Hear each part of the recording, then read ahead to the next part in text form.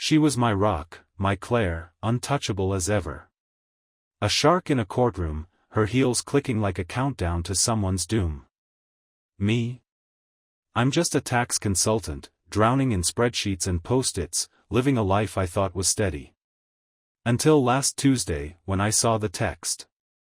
Meet me at 8. Don't tell him. It wasn't meant for me. My gut twisted like a wrung-out rag, the kind you'd find in a greasy diner. Why would she hide anything? We'd been solid for 15 years, or so I thought. The kitchen smelled of her lavender candles, but the air felt stale, like a room left shut too long. Her phone sat on the counter, face up, taunting me. My fingers itched to scroll, but I froze. What kind of man snoops on his wife? A desperate one, I guess. I poured a coffee, hands shaking, and let it sit until it was cold as my trust. Claire came home late, muttering about a case that dragged on. Her lipstick, though, too red, too fresh for a long day. I didn't ask.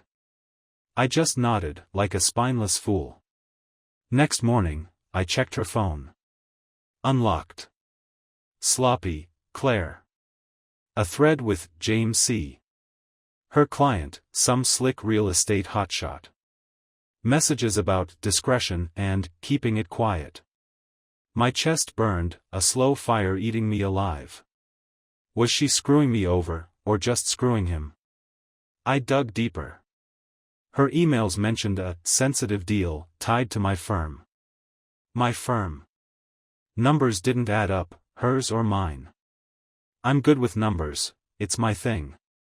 Something was off, like a shadow flickering in a still room. I started tailing her. Lame, right? Me, in my beat-up Honda, parked outside her office, sipping gas station coffee that tasted like burnt regret. She met James at a diner, all smiles, her hand brushing his like it was nothing. I wanted to storm in, make a scene, but my pride glued me to the seat. Then I saw it, her briefcase, the one she never let me touch. She slid it to him under the table, quick, like a secret handshake. What was she hiding? That night, I cracked it open while she slept. Papers, contracts, and a name I knew, my boss, Ed. Why was his signature on her deal? My head spun, thoughts crashing like a bad TikTok algorithm. Was this just betrayal, or something bigger, uglier? Claire stirred upstairs, her footsteps soft but sharp, like a knife on glass. I shoved the papers back, heart pounding like a bass drop. She'd kill me if she knew I'd looked. Or maybe she'd just laugh, cold and knowing. Would you trust her again? I don't know if I can. The next day, I followed James. He wasn't just a client. He was trouble, wired like a guy with too much to lose. And Claire? She was playing a game I didn't understand. Yet. James was a walking warning sign, all swagger and secrets. I followed him to a gleaming downtown high-rise, its glass reflecting my beat-up Honda like a bad joke among the Teslas. Claire's betrayal was a blade in my ribs, twisting deeper every second. Why him? The car seat creaked as I shifted, the air thick with the sour tang of my gas station coffee and the cheap cologne I'd slapped on to feel less like a loser. My phone buzzed, a work email about a discrepancy in my accounts. My accounts. I'm the guy who triple-checks every digit. This wasn't my screw-up. I thought of Claire's briefcase, Ed's name on those papers, her sharp smirk that could sway juries. My stomach churned, acid burning like a betrayal of its own. Was she setting me up to take a fall? I tailed James inside, keeping my distance, his voice low and clipped as he met a suit in the lobby. I caught leverage and clean books. Leverage on who? Me? My firm? We're small, but we handle big real estate clients, like James. Claire's cases bled into my world more than I'd ever clocked. She'd called it cute how our jobs synced. Cute. What a load. I ducked into a coffee shop across the street, the bitter roast smell hitting me like a punch. My reflection in the window looked like a ghost, hollow, wired, a man who'd lost his grip. I hacked Claire's cloud. Desperation makes you a tech genius, trust me. Files labeled JC Deal mentioned offshore accounts, shell companies, and my name tied to transactions I'd never touched. My pulse thumped like a bass line in my skull. Was she framing me for her mess? I thought of our wedding, her vow to always have my back. What a sick joke. A text from her popped up, home late. Love you. Love you. Like a slap with a smile. I followed James to a bar that night. Claire was there, in the black dress I'd bought her, the one that used to make my heart race. Now it made my blood boil. Her laugh cut through the smoky air, sharp as broken glass. I stood outside, rain soaking my jacket, my pride drowning in the gutter. Then the twist, James slipped her an envelope. She didn't check it, just tucked it into her bag like it was routine. Blackmail? Payoff? I thought of Ed, his name on her papers. Was he part of this? My firm's AI flagged another error, tied to James's company. Someone was cooking the books, and my name was smeared all over it. Would you keep digging, even if it burned your life down? I had to. Claire came home at midnight, her perfume sharp, masking something like fear. She kissed my cheek, oblivious. Or was she playing me? I couldn't sleep, her steady breathing mocking my chaos. Tomorrow, I'd confront James. Or maybe Ed, someone was going to spill. I was done playing the fool. James or Ed, someone was going to talk, and I wasn't waiting for Claire to spin another lie. The morning air was crisp, biting at my knuckles as I gripped the steering wheel, my Honda idling outside Ed's office. His corner suite overlooked the city, all smug and polished, like the man himself. I'd always liked Ed, thought he was solid, but now his name on those papers felt like a betrayal carved in ink. Was he in on Claire's game? My phone vibrated, another AI-flagged error at work, more discrepancies, tied to James's company. My name was still in the mix, like a bad hashtag trending for all the wrong reasons. The office smelled of burnt coffee and toner, a stale reminder of my life before this mess. I marched into Ed's office, my pulse hammering like a jackhammer. He looked up, surprised, his tie slightly crooked, like he'd been caught off guard. "You okay, buddy?" he asked, voice smooth as a used car salesman. Buddy. The word grated, like sand in my shoes. I didn't sit. I leaned over his desk, papers scattering, and asked about James's deal. His eyes flickered, just for a second, but I caught it, a crack in his polished facade. He laughed it off, said it was just business, but his hands fidgeted with a pen, clicking it like a nervous tick. I pressed harder, mentioning Claire's briefcase, the contracts. His smile froze, and he leaned back, sizing me up. "You're stressed, man. Take a day." Stressed. Yeah, that's one way to put it. I left, my mind racing like a TikTok scroll on overdrive. Ed was hiding something, but what? I drove to Claire's firm next, her office a sleek maze of glass and ambition. Her assistant, Tara, gave me a pitying look, like she knew something I didn't. "She's in a meeting," Tara said, her voice clipped, her nails tapping on her desk like a countdown. I waited in the lobby, the air thick with some overpriced diffuser scent, jasmine, maybe, but it felt like a funeral parlor.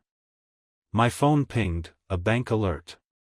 A withdrawal from our joint account, $5,000, no explanation. Claire's doing, no doubt. My blood boiled, but I kept it cool, scrolling through her cloud again. Another file, buried deep, JC contingency. It mentioned a property deal, Ed's firm, and a deadline, next week. My name was there again, tied to a shell company I'd never heard of. Was Claire using me as a fall guy? The thought hit like a punch to the throat. Then the twist, Tara slipped me a note as I left. Check the diner footage, it read, unsigned. Footage? What did she know? I drove to the diner, my hands sweaty on the wheel, the city blurring past like a bad dream. The manager showed me grainy security footage, Claire and James, heads close, her passing that envelope. But there was someone else in the booth, half hidden. Ed. My heart sank like a stone in a lake. Were they all playing me? Would you confront your boss, knowing it could tank your career? I had to. That night, Claire came home, her eyes tired but sharp, like a predator sizing up prey. She poured wine, offered me a glass. I didn't drink. I just watched her, waiting for her to slip. She didn't. But her phone buzzed on the counter, and I saw James's name flash. She grabbed it, too quick. I smiled, bitter. This wasn't over. Tomorrow, I'd find that footage's source. Or maybe Tara. Tara's note burned a hole in my pocket. I couldn't shake the diner footage, Claire, James, and Ed, all cozy in that booth, plotting like thieves in a heist flick. What was I to them? A pawn? A patsy? The morning fog clung to the city like a bad mood, mirroring the haze in my head. I drove to a dive bar near the diner, the kind of place where the jukebox wheezed old Springsteen and the air reeked of stale beer and regret. My shoes stuck to the floor as I slid into a booth, ordering a soda to blend in. My hands shook, not from nerves but from rage, the kind that simmers until it scalds. Tara had hinted at footage, but who was she protecting? Me? Herself? I texted her, cryptic, need more on the diner. No reply. My phone was a traitor, buzzing with another bank alert, another $3,000 gone from our account. Claire's fingerprints were all over it. I pictured her, cool as ice, sipping wine while she bled me dry. My firm's AI flagged yet another error, this one tied to a property deal with James's company. My signature was on it, forged. I'm good with numbers, not signatures, but I knew it wasn't mine. The betrayal cut deeper than Claire's lies, my career, my name, all weaponized against me. I hacked her cloud again, my laptop screen glowing like a guilty conscience in the dim bar. A new file, JC exit plan. It detailed a sale, Ed's firm as broker, Claire as counsel, and me as the fall guy for irregularities. My chest tightened, like a fist squeezing my lungs. Was she planning to ruin me to save herself? I thought of our early days, her laugh in our cramped apartment, promising we'd conquer the world. Now she was conquering me. I called the diner manager, begged for more footage. He grumbled but sent a link, low-res, but clear enough. There was Claire, passing the envelope, James smirking, Ed nodding. But the audio caught something, he's expendable. He. Me? My blood ran cold, like I'd been dunked in a frozen lake. Then the twist, the footage showed a fourth person, just off frame, slipping James a flash drive. I zoomed in, blurry, but the coat looked familiar. Tara's? Why was she there? My head spun, a carousel of lies. I drove to Claire's office, the city's neon lights smearing through the rain on my windshield. Tara was gone, her desk cleared out. Her replacement, some kid fresh out of college, said she'd quit that morning. Quit, or ran. I found her TikTok, private now, but her last post showed a plane ticket. She was bailing. Why? I went home, Claire's perfume lingering in the hall like a ghost. She was in the shower, humming, oblivious. Her phone sat on the nightstand, tempting me. I grabbed it, found a new text from James, Tara's out. We're clear. Clear for what? My jaw clenched, teeth grinding like gears. Would you let her walk away, knowing she's destroying you? I couldn't. I copied the text, my hands steady for the first time in days. Claire stepped out, wrapped in a towel, her eyes locking on mine. She smiled, but it didn't reach her eyes. "You look tired, babe," she said, voice like honey over a blade. I nodded, playing along. Tomorrow, I'd track Tara. Or maybe I'd confront Claire. Either way, I was done being expendable. Claire's smile was a trap, and I was tired of stepping into it. Her text to James, "Tara's out. We're clear," played on loop in my head, each word a nail in my trust. Who was she anymore? The woman I married, or a stranger wearing her skin? I stood in our bedroom, the hum of her hairdryer droning like a bad omen, the air heavy with steam and her floral shampoo. My reflection in the mirror looked like a man on the edge, bags under my eyes, jaw tight, a guy one bad choice from breaking. I'd copied her texts, but it wasn't enough. Tara was my lead, and she'd vanished like a ghost in a TikTok filter. I needed answers before Claire's game buried me. The next morning, I skipped work, ignoring another AI alert about irregularities in my accounts. My name was still tangled in James's deals, a noose tightening with every email. I drove to the airport, chasing Tara's trail. Her last post showed a ticket stub, Dallas, one way. Why Dallas? The terminal was a zoo, all rushed footsteps and overpriced coffee smells that clung to my jacket. I bribed a desk clerk with $50 to check passenger lists. Tara's name popped up, but she'd missed her flight. Missed it, or ditched it. My gut said she was still in town, running scared. I hacked her cloud next, sloppy password, Tara, and found a draft email to Claire, unsent. "I can't do this. He deserves to know." He. Me? My pulse spiked, a drumbeat in my temples. What did Tara know? I tracked her phone's last ping to a motel on the city's edge, the kind with flickering neon signs and curtains that never quite closed. The lot smelled of asphalt and despair, my shoes crunching on broken glass. Room 12 was hers.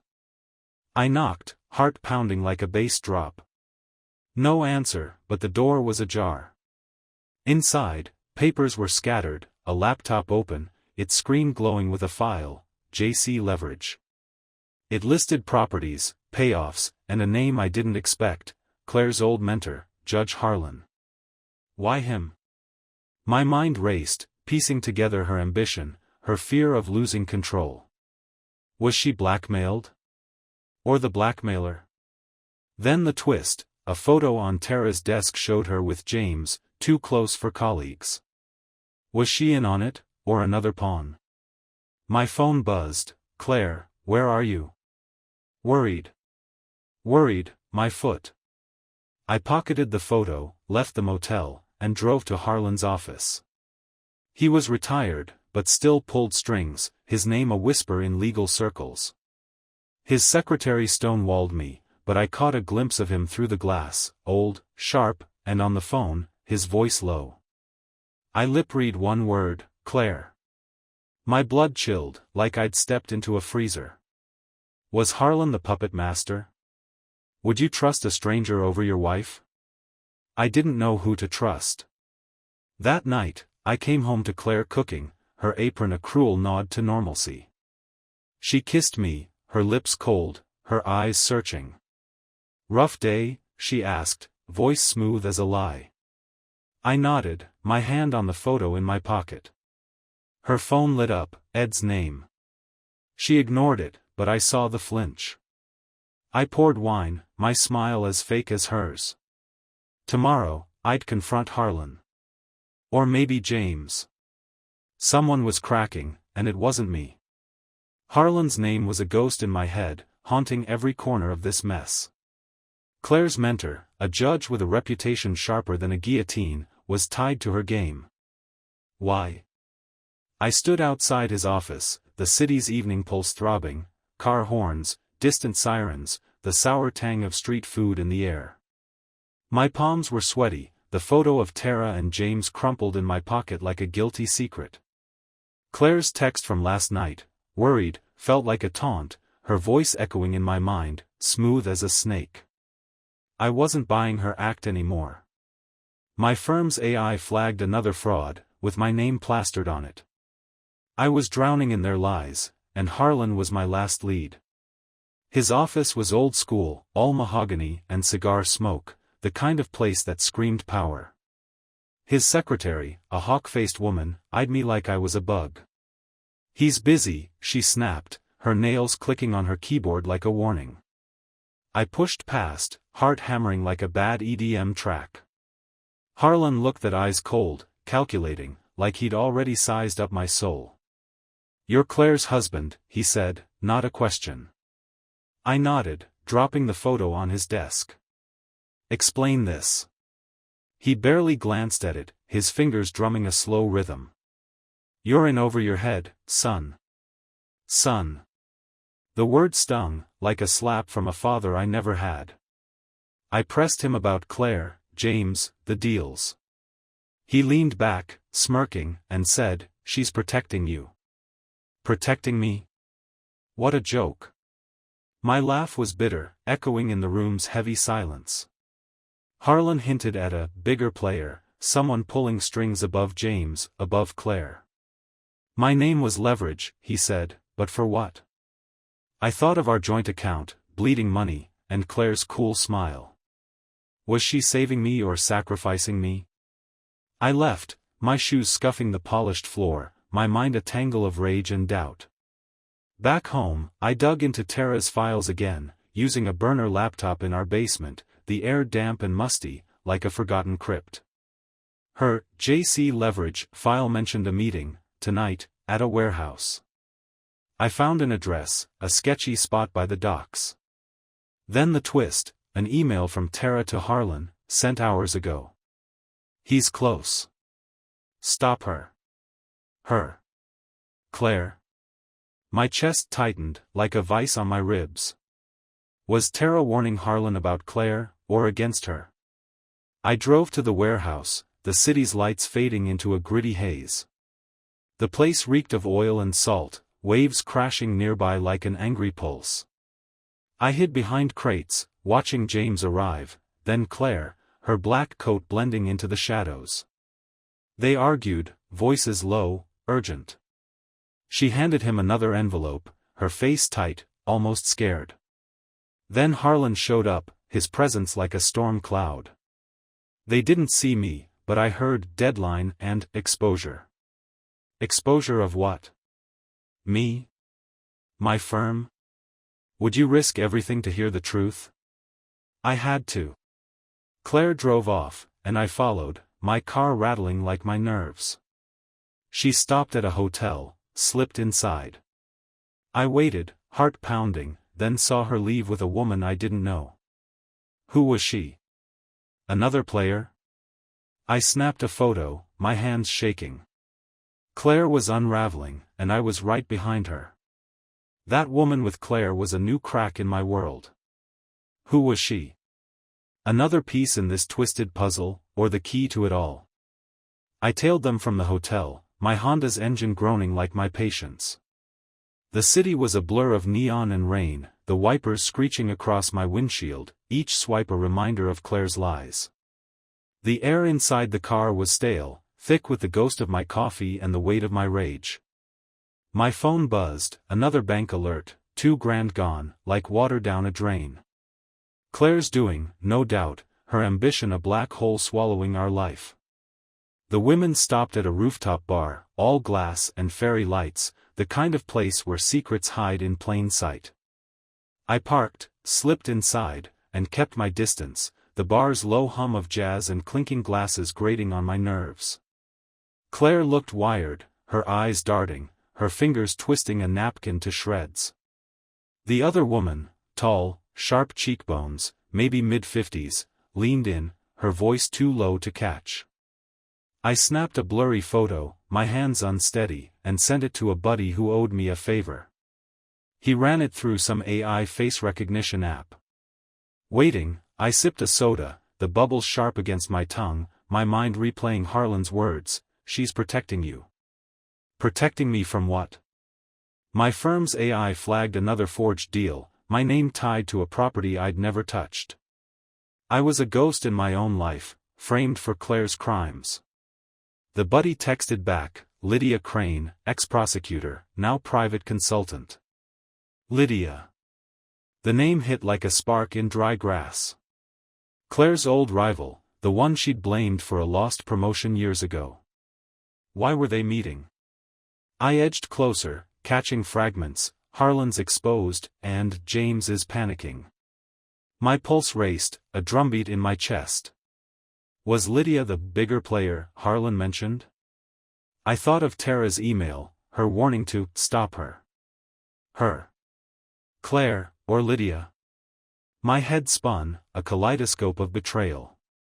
Then the twist, Claire slid a flash drive across the table. Lydia pocketed it, her smile cold, predatory. What was on it? Proof of my guilt? Or something worse? I left before they spotted me, the night air hitting my face like a slap, smelling of wet asphalt and regret. I drove to James's office, desperate for leverage. His building was dark, but I jimmied a side door. Don't ask how, anger makes you bold. His desk was a mess, papers strewn like a crime scene. I found a contract, Harlan's signature next to Lydia's. They were all connected, a web with me at the center. My phone pinged, Claire, home soon. Miss you. Miss you. Like a knife in the ribs.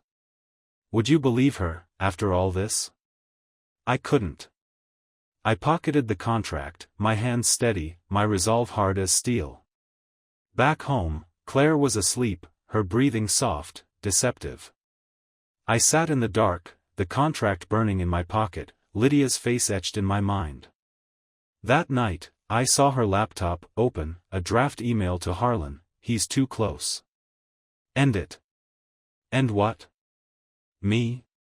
My heart stopped, the room closing in, the silence louder than a scream. Claire's email, he's too close. End it, was a bomb in my chest. End what? My life? My career? I clutched the office contract from James's, Harlan's name glaring up alongside her lies. My name was their leverage, a web to trap me. But I wasn't done yet. Dawn broke, gray and heavy, the city humming outside like a machine that didn't care. I drove to Lydia's office, the parking lot gritty under my tires. Her building was sleek, all steel and glass, a monument to her ego. She didn't flinch when I barged in, slamming the contract on her desk. Talk, I said, my voice raw, like I'd swallowed gravel. Lydia leaned back, unfazed, her eyes sharp as a blade.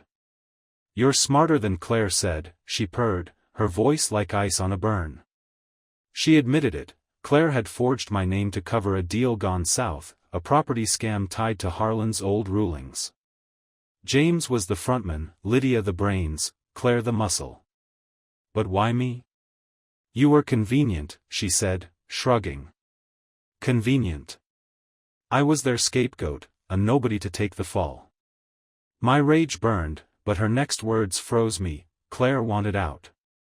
She begged me to spare you. Spare me? My heart flashed to our vows, her hand in mine, now a cruel mockery. Then the twist, Lydia handed me the flash drive Claire had given her. Proof, she said. It clears you. But it burns her. I drove home, the drive a blur, my knuckles white. Claire was in the kitchen, sipping coffee, her eyes soft, like a mask of the woman I'd loved. We need to talk, I said, my voice steady despite the storm inside. She nodded, like she'd been waiting. She confessed, half of it, anyway. The deal was dirty, but she'd joined to protect me, or so she claimed, when Harlan threatened my job. A lie? Maybe. Her ambition had blinded her, turned her into a stranger. I played the flash drive on my laptop. It had everything, emails, recordings, proof I was clean. But it also had Claire's voice, pleading with Lydia to save him. My heart cracked, half hate, half hope part. Would you forgive her, knowing she tried to save you? I couldn't decide. I filed for divorce that week, my pride too bruised to bend. But I sent the drive to the feds, anonymously. Claire's firm collapsed, James fled, Lydia and Harlan took the hit. I kept my job, barely. Claire left a note before she moved out: I loved you, even when I lost myself. I burned it, the smoke curling like my anger, now quiet. I'm alone now, rebuilding, haunted by her shadow. Was it revenge, or just survival? Maybe both survival.